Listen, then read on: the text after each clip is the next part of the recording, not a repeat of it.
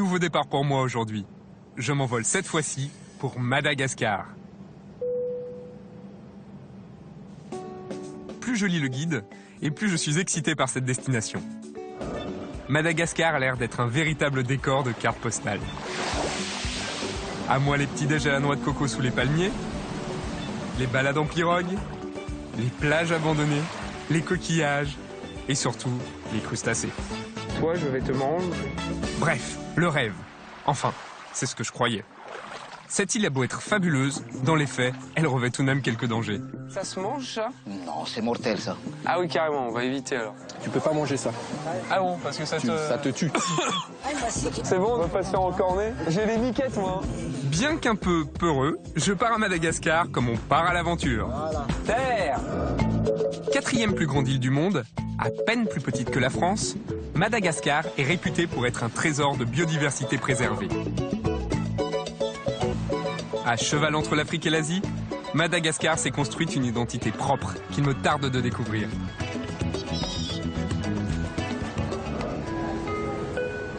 Au fait, je ne me suis pas présenté. Moi, c'est Greg. Dans la vie, j'ai deux passions. Il y a d'abord la cuisine, dont j'ai fini par faire mon métier, et puis il y a les voyages, qui sont pour moi une source d'inspiration intarissable.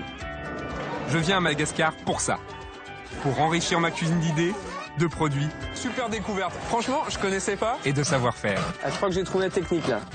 En retour, j'ai envie d'initier mes futurs amis malgaches à la cuisine française. Je vous souhaite un bon appétit, on a des œufs mimosa. C'est excellent. Et puis, le gros défi de mon séjour, c'est de faire fusionner cuisine française et cuisine malgache. Ça a pas l'air super appétissant comme ça, mais je pense que ce sera bon. Enfin, si on y arrive.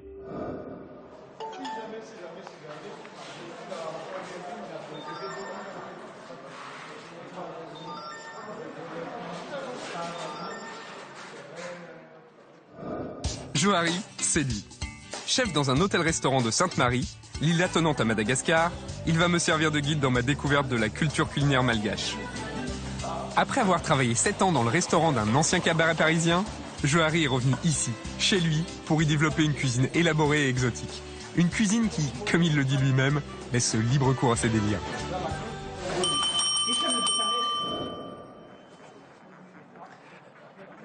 Ici, le jour se lève à peine.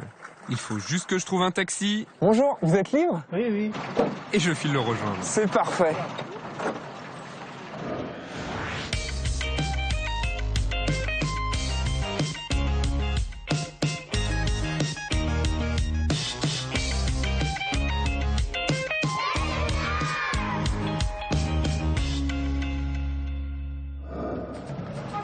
Depuis Paris, on atterrit ici, dans la capitale malgache. Avec près de 2 millions d'habitants, la grouillante et polluée Tananarive provoque rarement le coup de cœur chez ses visiteurs. Pourtant, celle qu'on surnomme Tana ne manque pas de charme. Et le quartier Analakeli, où Johari m'a donné rendez-vous, finit de m'en convaincre.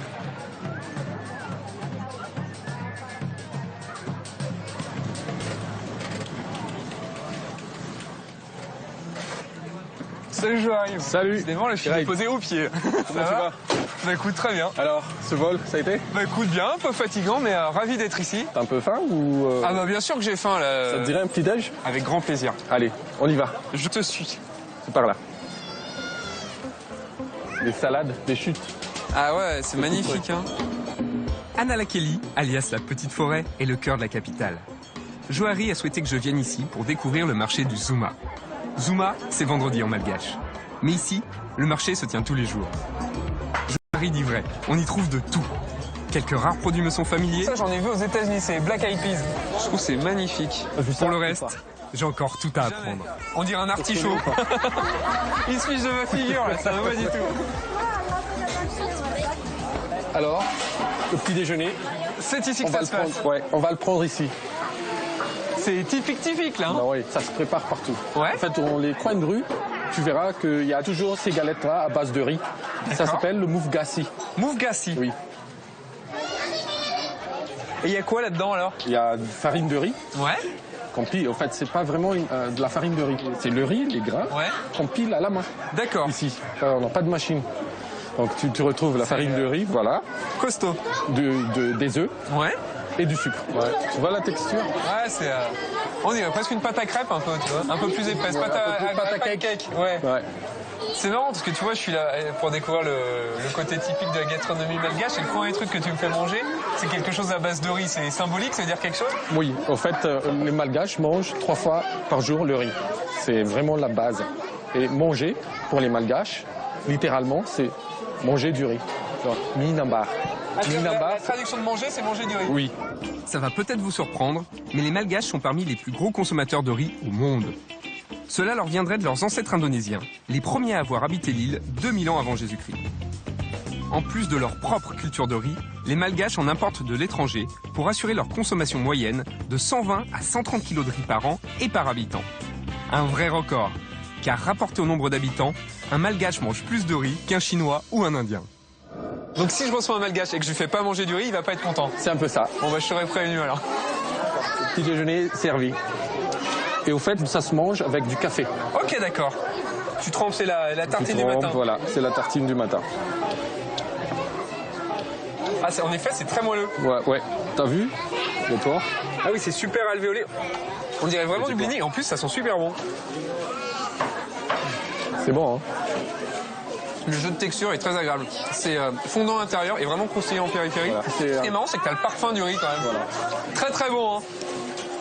Félicitations. Je vais quand même prendre un petit souvenir. Voilà, immortalisé. On peut donc reprendre notre tour dans le marché.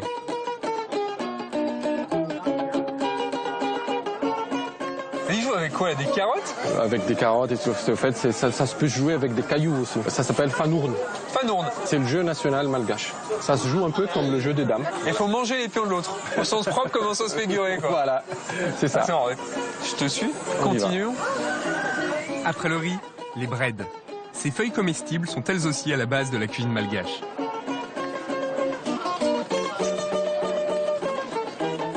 Dans tout le foyer, Ouais. tu trouveras ça. Le riz, les breads, tu trouveras ça. Les breads, c'est un type de plante verte que vous mangez? Plantes vertes, oui. C'est des herbes, au fait. D'accord. Voilà. On a des dizaines de variétés à Madagascar. Hein, et il y a les vertus. Pour chaque bread, Très il y a bien. des vertus. Le anamam, Ouais. ça veut dire anamam, ça veut dire bread sucré. Ok. Je On te dirait de dirais. l'épinard un peu. Un peu de l'épinard, oui. Et ça, la vertu, c'est que si tu es à l'hypertension, Ouais. tu peux pas manger ça. Ah bon, parce que ça te... Ça te tue direct. C'est presque instantané. Ah, parce que ça te donne de la tension. De la tension, ouais. Grave. Autrement, ouais. Faut être au courant un peu voilà. de son état de forme, quoi, avant de Ouais. goûter tout ça. Ouais, voilà. Celui-ci, c'est très Ouais. important aussi. Quand il y a un peu de velours comme ça, Ouais. il faut faire attention. D'accord. Pourquoi? Parce que ça te rend stérile. Ah, stérile, j'ai cru que ça te rendait chaud comme la vraie. Non, stérile. Non. Ok. Alors, qui te rend vraiment chaud, Ouais. en fait, c'est ça. C'est le bread mafan. Bread mafan, ouais. Ça veut dire chaud. Ok, Bread d'accord. chaud. Ça a un goût, tu peux goûter. Hein. D'accord. Qu'est-ce que ça fait? Et 10 mois après, Tu vas plus me tenir, hein, fais gaffe. vas-y. Je mange comme ça? Bah ouais. Tu manges En entier? En entier. C'est un peu acide, c'est pas mauvais. Ah, ça. Oula, ouais, oh. Non. Ça me fait saliver, c'est étrange quand même. Non, mais c'est bizarre ça. C'est bizarre. Ça endolorit t'anesthésie un peu, ouais. Ça anesthésie un peu la bouche. Ça passe vite là, l'effet? Non, ça reste un peu. Ah, C'est ça ce qui est agréable. c'est agréable. Et du coup, ces herbes, on va avoir l'occasion de les cuisiner? Oui, bien sûr, t'inquiète pas, patience. T'as rendez-vous avec Madame Farah, Ouais. qui cuisine très bien le plat traditionnel malgache, le roumaza. D'accord. Je ne dirai pas plus, tu verras. Ce marché est un condensé de cuisine malgache. Rien de tel en ce premier jour pour me mettre l'eau à la bouche.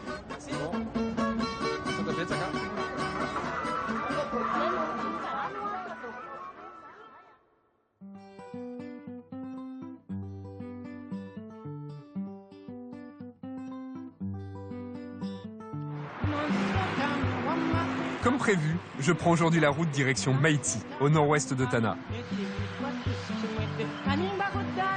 C'est dans ce village que vit Farah, l'ami que Johari a souhaité que je rencontre. Tout ce que je sais, c'est qu'on va cuisiner les breads achetés au marché. Je suis impatient de savoir comment. Salut Farah. Oui, salut, enchantée.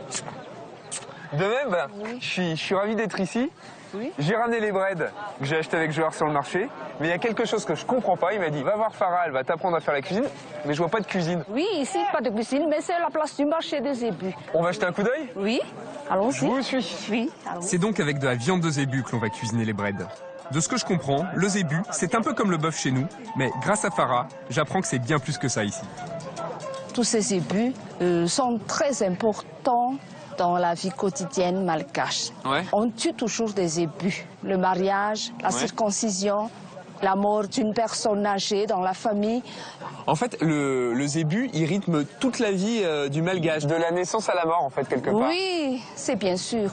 Aussi, le zébu est la principale nourriture de Madagascar avec le riz. D'accord. Chaque jour, les Malgaches consomment du riz avec de la viande de zébu, avec des breads, des légumes comme ça. Ce que tu vas me montrer, j'espère. Oui, On a les breads, il manque plus que la viande, mais je pense qu'on devrait en trouver dans les parages. On passe par où, par là? c'est dangereux, hein? On va faire gaffe. C'est violent, C'est vous avez vu? dangereux, oui, quand Ah, même, écoute. hein? C'est un C'est animal, très hein? corde, quand même.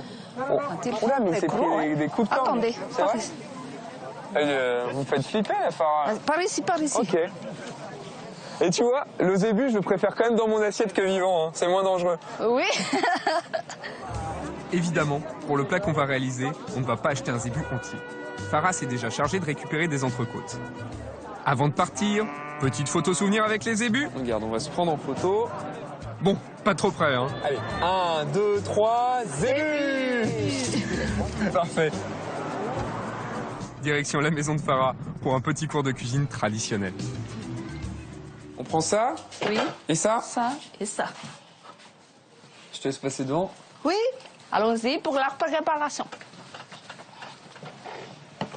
Avec Farah, on va préparer un roumassaf, le plat traditionnel malgache. Alors, on commence par quoi? On commence par laver les ingrédients. Ouais, d'accord. Après les avoir nettoyés, on découpe les entrecôtes grossièrement. La viande va être cuite 1h30 à feu doux avec des tomates, des oignons et pas moins d'1,5 litre d'eau salée. Des breads, on ne garde que les feuilles. On les ajoute à la préparation seulement 10 minutes avant de servir. Le roumazav est prêt à manger. Ah, ça y est, c'est bon? Oui. Ça sent bon, là. Hein. C'est très, très agréable au nez, en tout cas. Et devinez avec quoi on mange le roumazav ici? Du riz, bien sûr. Pas besoin d'une fourchette ni de couteau. Juste à la cuillère. Juste la C'est cuillère. tout tendre, c'est tout effiloché, c'est super pratique. Comment trouver le goût? Très très bon. On a la viande qui fait penser un peu à de la viande de pot-au-feu. Et c'est vrai qu'on a cet aspect végétal avec les breads. C'est frais, tu sens que c'est sain. C'est pur, quoi. C'est autour du produit. Impeccable. D'ailleurs, ce que je vais faire, c'est que je C'est vais en reprendre. pourquoi les Malgaches ont une espérance de vie de 70-80 ans à peu près. Ah, d'accord. Surtout en milieu rural. Eh ben, merci de m'avoir fait gagner quelques années de vie, alors. Oui. Après ce déjeuner sain et équilibré, il est temps pour moi de quitter Farah. Merci beaucoup, Farah. Oui, de rien. Si vous voulez revenir chez nous, je suis toujours là. Bah, je connais le chemin. Si j'ai 2-3 doutes sur la recette, j'hésiterai pas à repasser. Oui, merci d'avance. À bientôt. Sur le retour, je m'offre un petit tour dans les rues de son village. Et regardez sur quoi je tombe. Joari n'avait pas menti. On en trouve Bonjour. partout.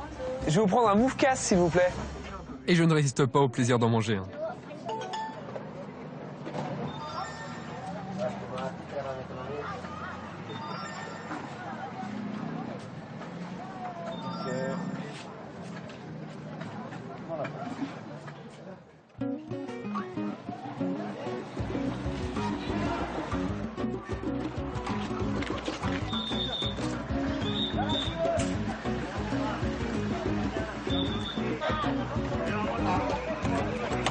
C'est Joar. Comment tu vas? Bah écoute, très bien. Ça a été le roumazav? Super, j'ai appris une belle recette, légère, bien typique, c'était super bon, je te remercie. Alors, tu as fini le plat, on va attaquer au dessert. Ah, tu me fais goûter un nouveau truc? Un nouveau truc au pays du Kouba. Ok, donc on va tracer la route là. On va tracer la route. On y va? Rouler jeunesse. Allez.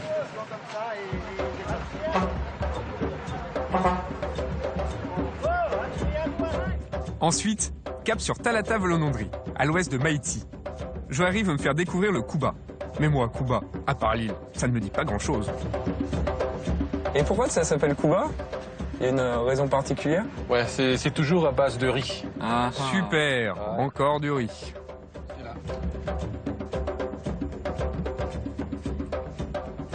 Mamie. il a l'air content de nous voir. Oui.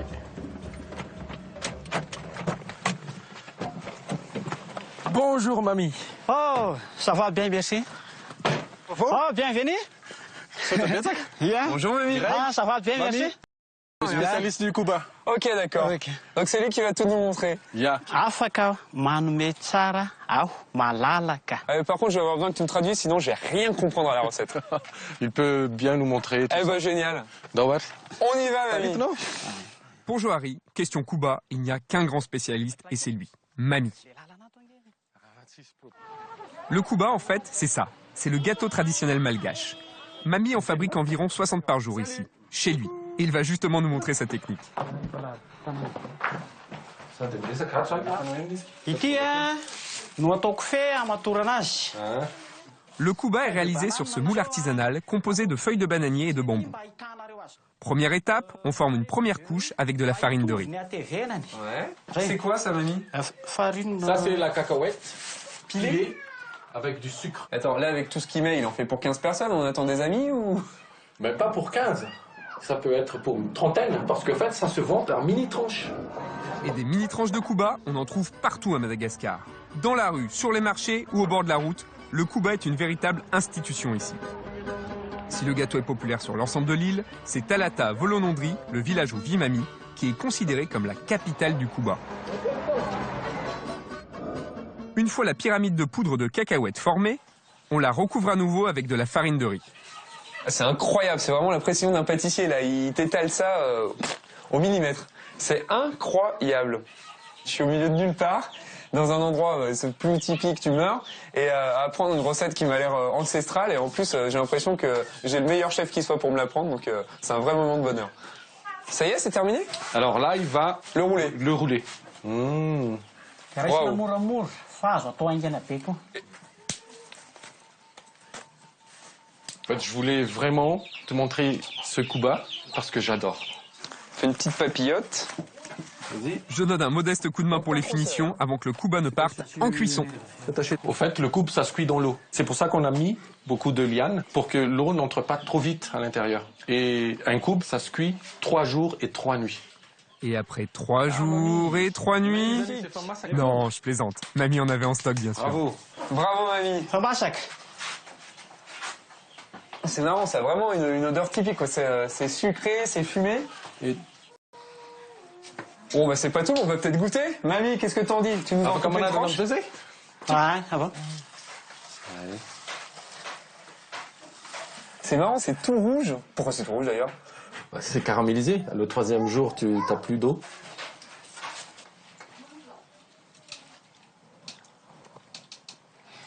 C'est délicieux. Super bon. Ah, tu sens bien la cacahuète, une super texture. Et en même temps, c'est pas tout mou en bouche, tu vois, ça se tient bien. Et tu sens que c'est sucré aussi. Sucré, fumé, cacahuèté. J'adore ça. Bravo mamie, t'es un champion. Là, je crois que niveau combe, on n'aurait pas pu trouver mieux. Bien joué. Merci. Bon, j'emporte un petit souvenir. Merci mamie. Yeah, merci. J'ai le droit? Eh ben merci, sympa. Merci beaucoup. Hein. On y aura passé la journée, mais ça valait le coup. Le Cuba, c'est assez inoubliable comme découverte. Retour à Tana pour Johari et moi. Demain, à l'aube, j'ai une surprise qui m'attend.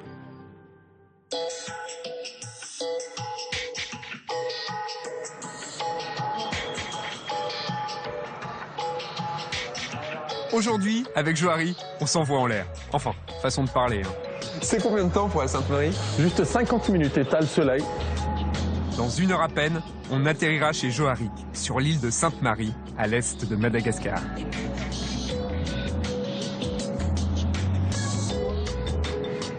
Mesdames, Messieurs, nous voici arrivés à Sainte-Marie. Il est 7h45. Restez assis, gardez votre ceinture attachée jusqu'à l'extinction du signal lumineux. Tu sens l'air marin? Et carrément, il fait doux, on est bien, il y a les palmiers, c'est d'enfer. Tungasu, Tungasu? ça veut dire bienvenue. Ah bah écoute, merci. Faut quand même que je vous dise 2 mots sur l'île où on se trouve. Alors, en fait, Sainte-Marie, c'est le genre d'endroit qui fait rêver. Baignée dans l'océan Indien, elle offre des paysages d'une beauté exceptionnelle. Pour vous donner une idée, c'est un endroit où les cœurs de palmier ne sont pas en boîte de conserve, mais découpés à même l'arbre dans votre jardin. Repère de pirates pendant 2 siècles, Sainte-Marie est aujourd'hui le rendez-vous des baleines à bosse. Chaque année, de juillet à septembre, elles viennent ici pour se reproduire et mettre bas, offrant un spectacle à couper le souffle.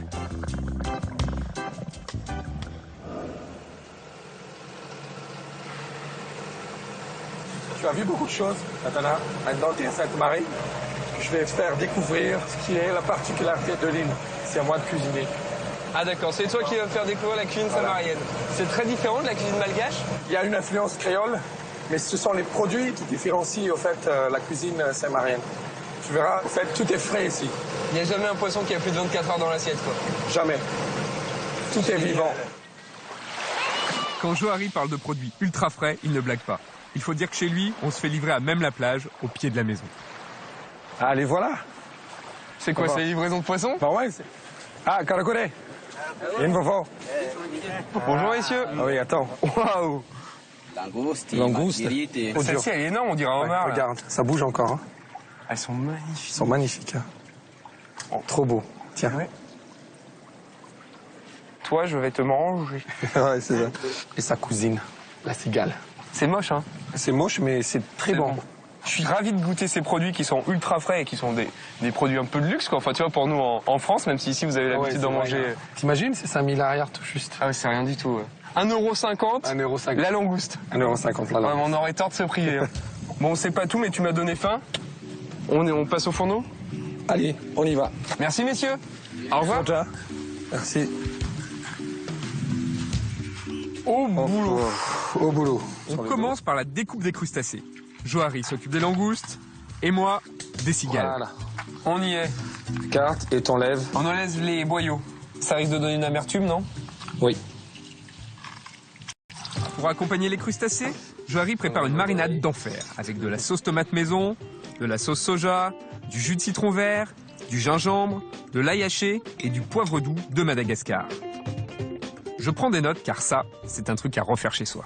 Ça sent super bon. Alors, ce qui est très marrant, je trouve, dans cette sauce, c'est qu'on a à la fois des produits typiques des îles, on a du gingembre, on a des produits asiatiques type la sauce soja, et en même temps, on a des produits qui me sont très familiers, tu vois, la sauce tomate, l'ail. Je me demande vraiment comment on va faire pour le plat fusion, parce que ta cuisine, elle est déjà fusion en soi.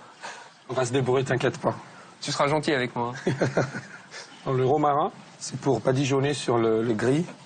Ah, tu vas t'en servir comme d'un pinceau. Et ça va donner du parfum. Ça donne du parfum. Tu prends la sauce pour les langoustes? On y va.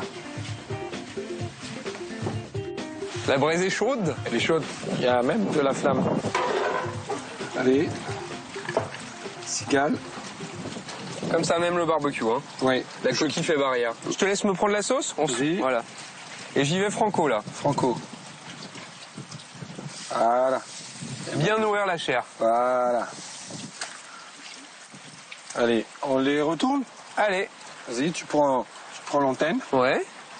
Vas-y. Attention. Ouf, c'est chaud, Vas-y. cette bestiole-là. Et avec 1, 2, 3.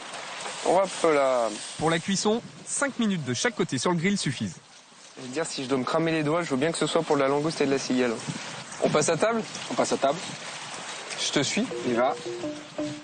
Pour partager notre festin de crustacés, Johari a convié sa femme Myriana et leur amie Anjara. C'est délicieux. Il y a déjà la langouste qui est exceptionnelle. Il y a le goût de la tomate qui arrive par-dessus. On a le goût fumé du barbecue. Ouais. Et en plus, il y a la petite acidité du citron qui relève le tout. C'est vraiment exceptionnel. C'est exceptionnel. Alors, cette cigale. La chair me fait un peu penser à la langoustine. Assez fine. Elles sont bons. C'est délicieux. C'est meilleur. C'est encore meilleur parce qu'on a tout autant de goût que pour la langouste, si ce n'est plus. Et en même temps, on a une chair qui est beaucoup plus fine, qui fond vraiment sur le palais. C'est ça la cigale. Ouais. La cigale et la langouste, si leur ramage se rapporte à leur saveur, ça ferait une super fable de La Fontaine. Allez, je vous sers. J'espère vraiment leur faire autant plaisir avec mon dîner français après-demain.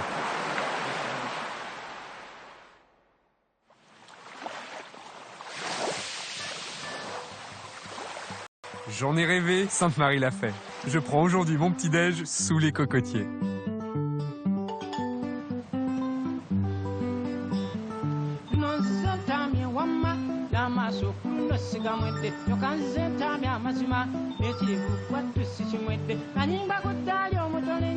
Ce matin, j'ai donc rendez-vous avec la belle Kéroun, pour qui Sainte-Marie n'a aucun secret. Bonjour Greg. Salut. Kéroun. Enchanté, Kéroun. Au programme aujourd'hui, j'ai non seulement le droit à une découverte de l'île à dos de quad, ça, c'est déjà un bonheur. Mais je pars aussi et surtout à la rencontre de Nono et Rachel, deux amis de Kéroun qui vivent dans la baie d'Ampanini.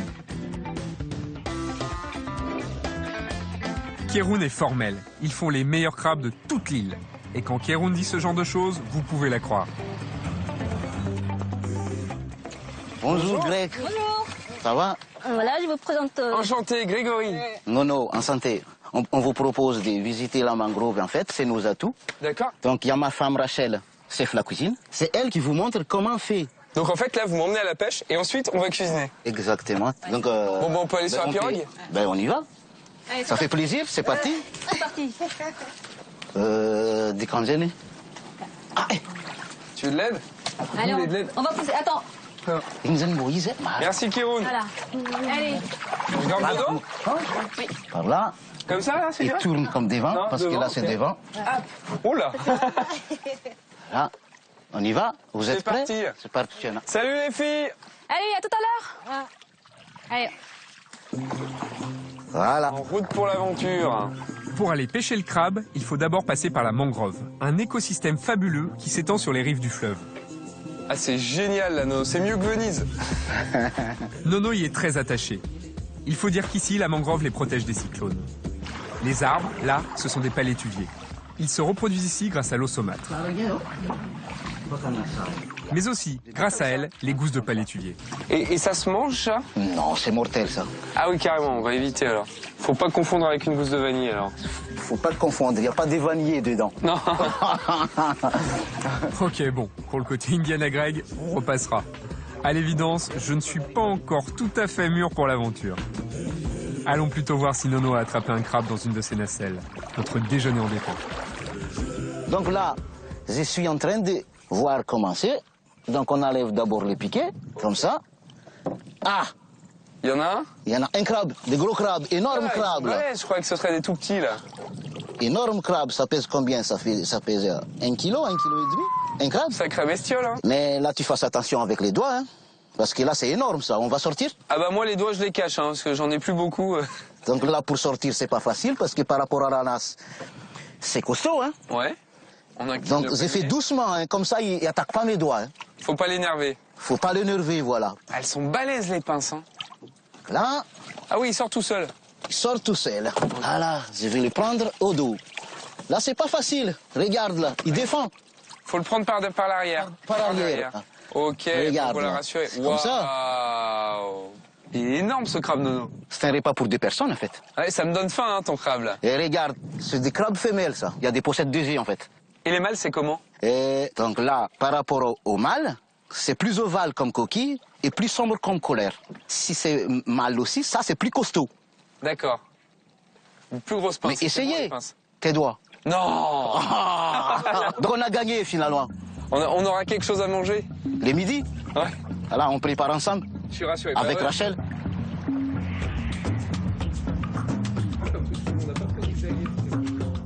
Attention, Ouais. on est arrivé. Je vais tirer la barque. Donc là, voilà. Terre. Donc on vous débarque là.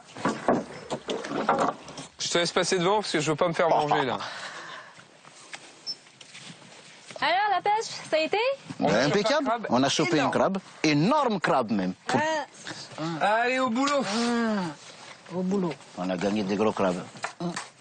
Alors, c'est toi qui t'occupes de Bah oui, des tuer tuiles. la bête? Tu es la bête. Donc là, j'ai donné un coup de poignard. Il a pas souffert, là? Ben certainement.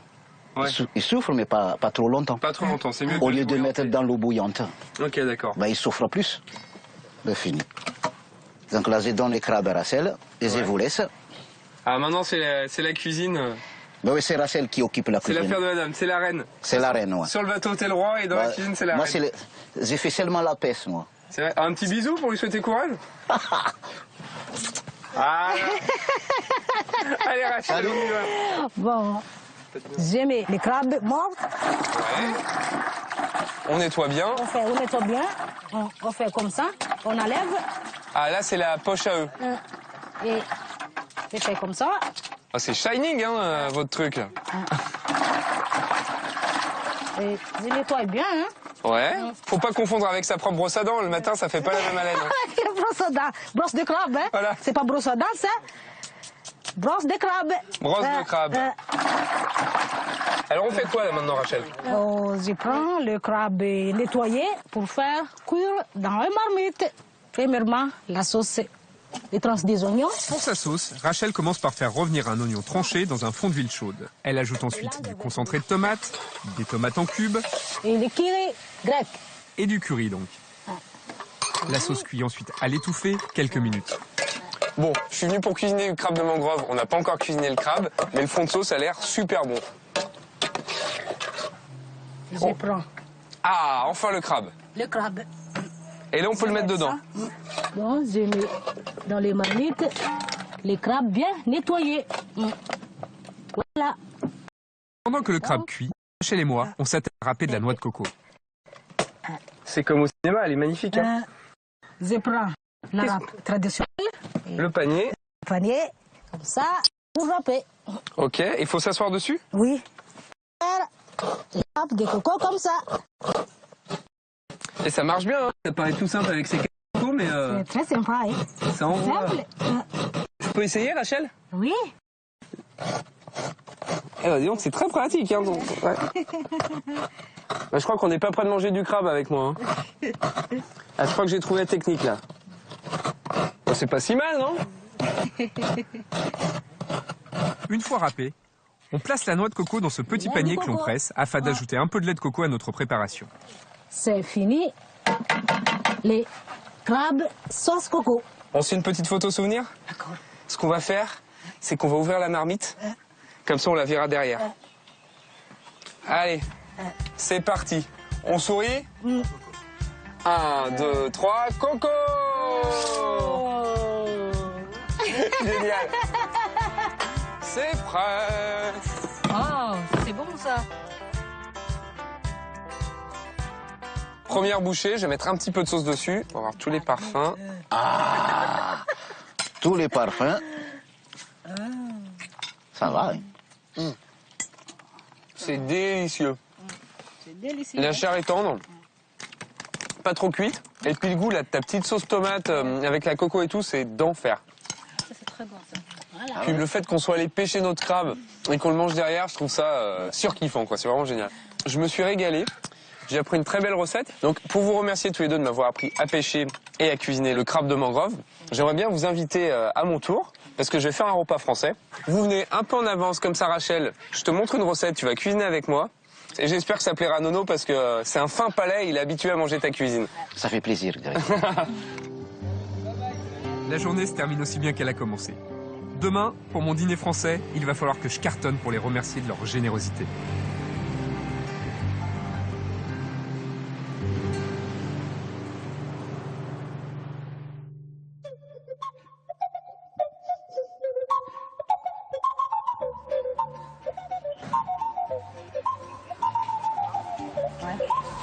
C'est donc à mon tour de faire découvrir ma cuisine. J'attends que Rachel arrive pour lui montrer une recette qui doit être très exotique pour elle. La tartiflette. Salut Rachel. Bonjour Greg, alors ça va? La Alors, forme?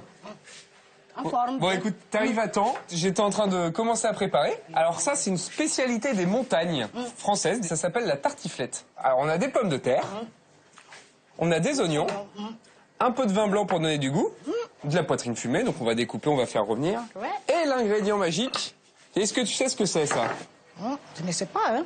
Alors c'est un fromage typique des Alpes. Ah, fromage. Oui, un fromage, et ça s'appelle le reblochon. Alors, regarde, approche-toi un petit peu, je te laisse l'ouvrir. Ça sent bon, tu trouves? Ça sent bien, hein? C'est sûr, t'aimes bien les trucs un peu corsés? Parce qu'il envoie, hein. Ça vient... Écoute, je vais te faire goûter ça. Attends, t'as pas encore goûté. Là, tu trouves vraiment savon? C'est bien, hein? Vas-y, continue encore un peu pour voir. Ah, t'aimes pas trop, tu trouves ça fort. Arrête, c'est comme ça, tu fais une tête bizarre. Bien, hein? C'est sûr? Tu dis pas ça pour pas me vexer, hein? Oh, je te laisse terminer, alors. T'aimes pas? Non, moi ça va, c'est gentil. Ça va? Ouais. Bon, allez, repose, ça va, je vais pas te torturer plus longtemps. Mais tu vas voir, quand c'est cuit, c'est moins fort. Je te rassure. Écoute, ce que je te propose, c'est que on attaque tout ça. Donc on va commencer par éplucher les pommes de terre et les couper en petits dés. Tu m'aides? Oui. Rachel, c'est quand même la crème de la crème des commis. C'est la seule personne que je connaisse qui épluche les patates en souriant. Tu vois, moi après, j'aime bien les mettre dans l'eau parce que ça permet d'enlever l'amidon et ça évite qu'elles ne collent entre elles. D'accord. T'es toujours heureuse, toi, hein, tu souris tout le temps. Ça va, pas contrariante. Tiens, je te donne les autres. Regarde, on va couper des petits dés bien jolis. Donc, je coupe des tranches à peu près d'1 centimètre d'épaisseur, tu vois. Ensuite, je vais découper comme on ferait des frites. Et ensuite, je les recoupe dans l'autre sens pour avoir des jolis petits cubes. Et je les remets dans l'eau. C'est facile. L'important, en fait, tu vois, Rachel, c'est de bien avoir des cubes de la même taille. Parce que comme ça, ils cuiront uniformément. Si on a des gros cubes et des petits cubes, il y en a qui seront trop cuits quand les autres seront pas assez cuits. Donc l'idée, c'est que tout soit bien cuit uniformément. D'accord. Maintenant, on a terminé les pommes de terre, on va passer au lard. On va prendre notre lard, comme ça. On va enlever la peau, donc la couenne. Et là, on va juste émincer des petits lardons, comme ça. Le lard, j'aime bien, ça va parfumer. Et ça va nourrir, ça va donner un peu de matière grasse, tu vois, pour cuire les oignons qu'on va émincer juste après. D'accord. À ton tour. À mon tour.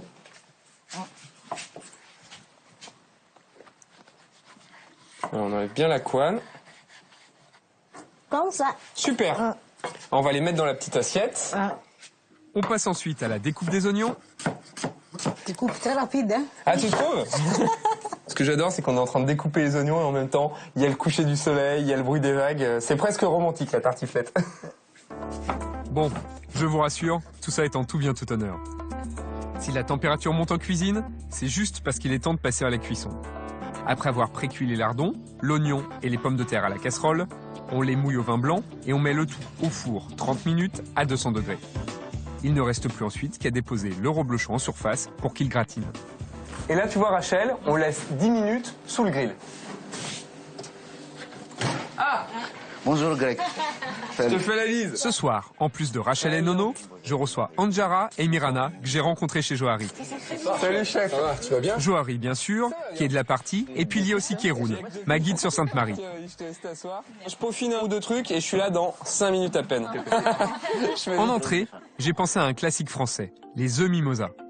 Une façon originale de leur faire goûter cette recette française traditionnelle, car ici, on mange surtout les œufs en omelette, avec du riz bien sûr. Pour la garniture des œufs, je commence par mélanger du jaune d'œuf, de la moutarde, du sel, du poivre et je monte le tout à l'huile. Une fois la mayonnaise montée, j'émiette des jaunes d'œufs durs. C'est d'ailleurs de là que vient le nom, car regardez, on dirait du mimosa. Un peu en volume.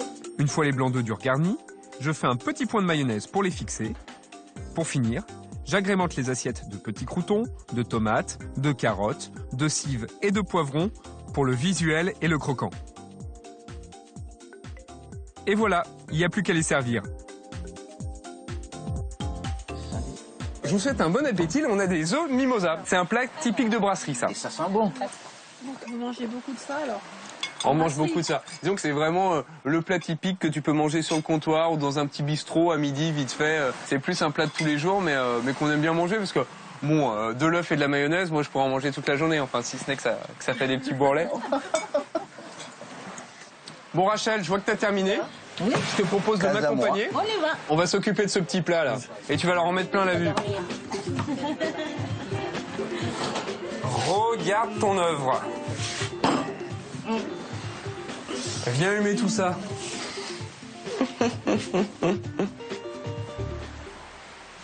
Tartiflette. Allez, t'es prête? Alors, Rachel, comment ça s'appelle? Des tartiflettes. Exactement. Une vraie spécialité malgache. Bon alors Nono, est-ce que t'es fier de ta femme? Mais exactement, pourquoi pas là? Va falloir goûter. Ça doit commencer par moi, écoute. Bien sûr. Mais voilà. Tu vois. J'ai la patience, chef. Une bonne grosse rasade pour toi. Il est tout maigre, tu le nourris pas assez. Allez, je fais ça. Allez, serre-moi. Tu vois, il va se venger là, il va en mettre 3 tonnes. Allez. Et moi je connais, magnifique. C'est la première fois que je mange une tartiflette avec le bruit des vagues dans le fond. D'habitude, éventuellement, les clapotis du lac d'Annecy, mais c'est vraiment le maximum. Et en général, les Malgaches n'aiment pas les trucs qui sentent. Ah. Oui. Dans ma J'ai famille, tapé par dans le mille, exemple, quoi. Je vous ai fait un truc que vous n'avez pas l'habitude de manger, qui sent trop fort. Nous, on aime bien. Moi, j'aime bien. J'adore. Bien fait comme préparation. Ouais, c'est très bon. C'est très bon, Rachel. Merci. Bien joué. Bien joué. Bon alors Nono, tu termines pas l'assiette? Si, je vais finir là. C'est que t'aimes pas ou c'est que t'as pas l'habitude? On n'a pas l'habitude en fait. Ah, c'est un peu violent pour toi quand même? Bah, écoute, on s'habitue vite. J'entends bien.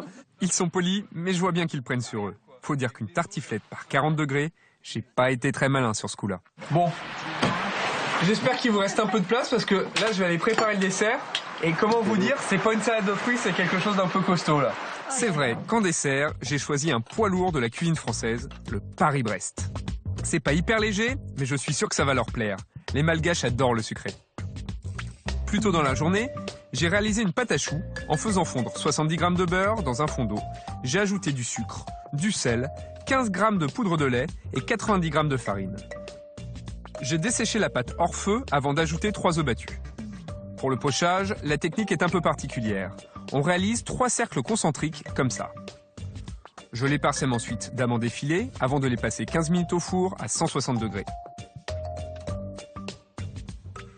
Pour la garniture, j'ai réalisé une crème au beurre pralinée. Pour cela, j'ai mélangé au fouet 8 jaunes d'œufs avec du sirop de sucre porté à ébullition entre 125 et 130 degrés. C'est important. Qui dit crème au beurre dit beurre. J'ai donc incorporé 250 g de beurre pommade à ma préparation. Pour finir, pour le côté praliné, je torréfie des amandes et des noisettes que je nappe de caramel maison avant de les mixer et de les intégrer à la crème. Au dernier moment, je dresse les Paris-Brest en coupant les choux en deux et en les garnissant de crème au beurre praliné.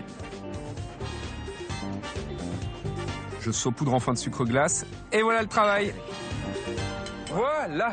Alors, pourquoi Paris-Brest, me direz-vous? Parce qu'en fait, c'était une course de vélo à la fin du 19e. Et un pâtissier, pour faire un petit coup de marketing à l'époque, a inventé cette pâtisserie et lui a donné la forme d'une roue de vélo. Ah oui. Donc s'il n'y a pas le trou au milieu, c'est pas un Paris-Brest. D'accord. C'est excellent. T'as déjà terminé? Ah bah oui. T'es plus rapide qu'en tartiflette, là. Ah bah tiens, Nono, toi aussi t'as fini. Mais les garçons sont plus gourmands que les filles, en fait. C'est normal. On a plus de métabolisme des bases par rapport aux filles. Hein. Et t'as un bon coup de fourchette, hein. Tu cuisines pas tout le temps, mais quand il s'agit de manger, tu te débrouilles bien, hein. J'ai pu remarquer. Ah. J'avoue que je suis un peu soulagé. Je crois que mon dessert a fait mouche. Au cas où j'en douterais, Johari me fait le plaisir de finir mon assiette. Ça ne m'étonnerait pas qu'il choisisse mon dessert pour le défi fusion qui nous attend demain.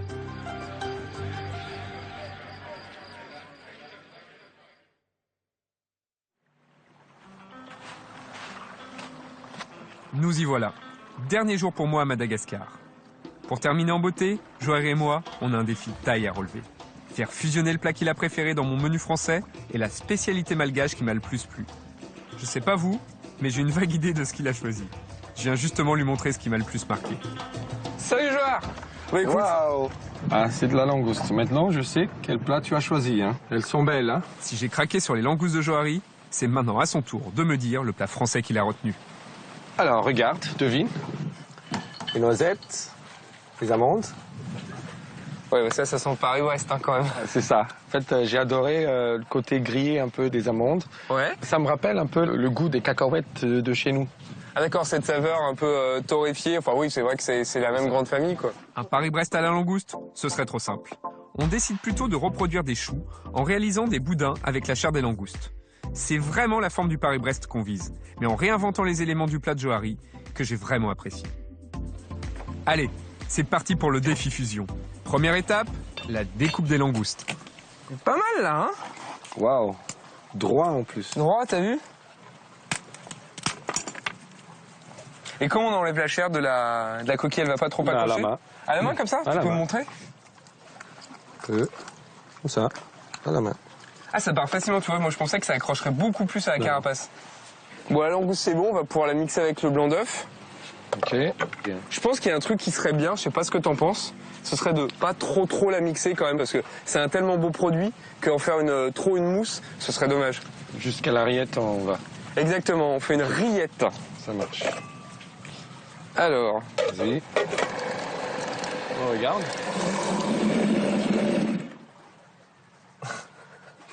c'est une tête bizarre quand même. Hein. Ça n'a pas l'air super appétissant comme ça, mais je pense que ce sera bon. T'inquiète pas. Ouais. C'est de la langouste, c'est toujours bon quoi que tu Ouais, les produits qu'on met dedans sont bons, donc ça devrait aller. Allez, Boudin, boudin, on filme. on filme. Action! Tout l'enjeu là, c'est de rendre les boudins bien étanches, car on va ensuite les faire cuire 10 minutes dans un bouillon avec de l'ail, du gingembre, du thym et du romarin. Ouais, fais gaffe, faut pas brûlant, brûler, ouais. 10 minutes? 10 minutes. Avant de passer à la garniture, un peu de vaisselle s'impose. À défaut de plonger dans l'océan Indien, on y fait au moins la plonge. C'est déjà ça. Bon voilà, c'est naturel, hein. Rincé à l'eau de mer. C'est ça. Pour la garniture, on commence par faire griller des amandes et des noisettes, qu'on mixera ensuite finement. C'est parti mon canard. On ajoute ensuite des tomates coupées menues qu'on fait un peu confire. Un peu de jus de citron, ce sera pas mal. Hein. Ouais, c'est une bonne idée. Un filet de jus de citron et notre garniture est prête. Il est temps maintenant d'aller vérifier la cuisson de nos boudins.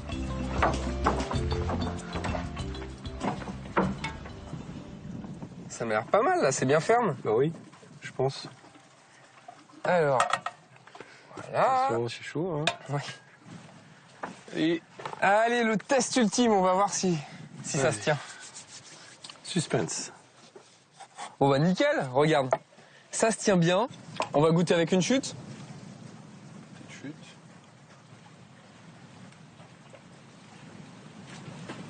Ah, ça rend bien, j'aime bien le jeu de texture. Et tu vois, finalement, on a gardé le croquant des noisettes et des amandes. Ouais. Donc, très bon. Pour le dressage, on n'oublie pas de faire un petit trou à l'emporte-pièce, au centre pour garder l'esprit du Paris-Brest. Et on garnit les cercles à la poche à douille, dans la plus pure tradition du dessert. Pour finir, on badigeonne nos créations d'un beurre blanc, c'est-à-dire d'une émulsion beurre, vin blanc, échalote. Et on les parsème d'amandes effilées pour que le clin d'œil soit complet. Bon, faut qu'on lui trouve un nom. Sainte-Marie-Brest, c'est un peu long. C'est quoi le nom du village ici? Voulave. Ah ouais, donc on oublie. Voulave, Brest. Ils sont en train d'arriver. Bon allez, on tranche dans le vif. Sainte-Marie-Brest, t'as dit? C'est un peu long. On la joue facile, on fait Marie-Brest. On Ça te reste va sur Marie-Brest alors. Allez, Marie-Brest, c'est bon. Marie-Brest. Pour goûter nos Marie-Brest, on va avoir affaire à un jury intraitable. Les enfants de l'île sont réputés pour être aussi gourmands que gourmets. Salut les enfants, ça va? Ça va? Alors, qu'est-ce qu'on aime manger? Vous mangez quoi, vous, à la maison? Ah, vous êtes des vrais malgaches, hein? Normal. Alors là, on est désolé, mais on n'a pas fait de riz. À votre avis, est-ce que c'est sucré ou est-ce que c'est salé? Sucré. Alors, pas de chance, parce que là, c'est pas sucré. On a triché, on a mis de la langouste dedans. Ça vous tente ou ça vous tente pas? Ah, alors, ça va être chacun son tour. Vous êtes combien? On va compter. 20. 20? Ok. On dit comment 20 en malgache? Repol. Repol? Et ben voilà. Je découpe donc Repol part sur l'air de l'hymne national, s'il vous plaît.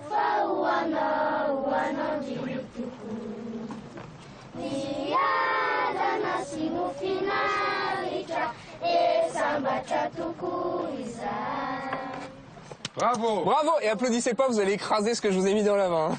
Je vais en donner un à Jojo. Prendre un. Et à 3, on mange tous ensemble. Ok? Ah bah par contre, on va compter en malgache. C'est comment, 1, 2, 3? Right. Allez.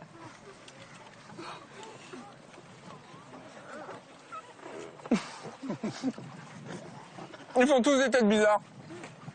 Ça vous plaît? Vous en pensez quoi? Tsara Sarat. Tsar. Ça veut dire quoi? Bon. Ah. Magnifique.